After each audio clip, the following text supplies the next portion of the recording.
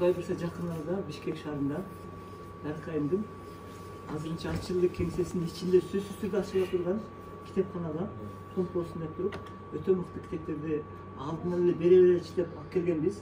Ошолорду бүгүнкү салтанаттын урматына ар бирин көрсөтүп берейин.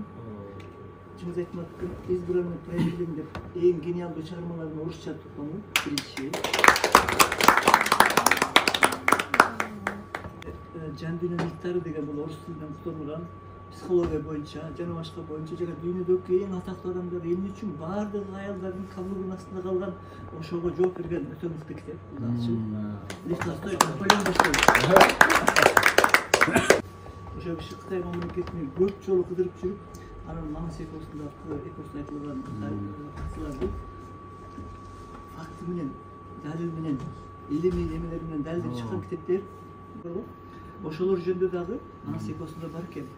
Чоң Казакка барганда Кытайдын императору булар алыстан келгенде биздин сансыз аскерибиз бар экен деп көрүп коркуп жүрөгү түшүп кайрап кетип калсын деп туруп, ошол жанагы чүп аскерлерди кокпогон экен да. Биринчи чында коркушуп туруп.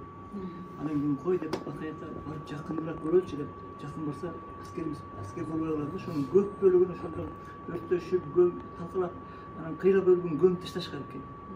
Ошол көмүлгөн 1972-жылы, 74-жылы табылып, анан азыр чоң архив болуп калды. Мына ошол маалыматтар да бар ушул китептечи. Дүйшөнбек Чомоев деген Кыргызстандагы эң күчтүү тамырчы чөптөр боюнча адис. Ошол кишинин жакында жаңы китеби чыкты эле. Бул дагы ошо китепканада турса керек тиет. Кайсы адамдарга керек тие, бул адамдар канчалык кор болушу мүмкүн? Акча жетимдер.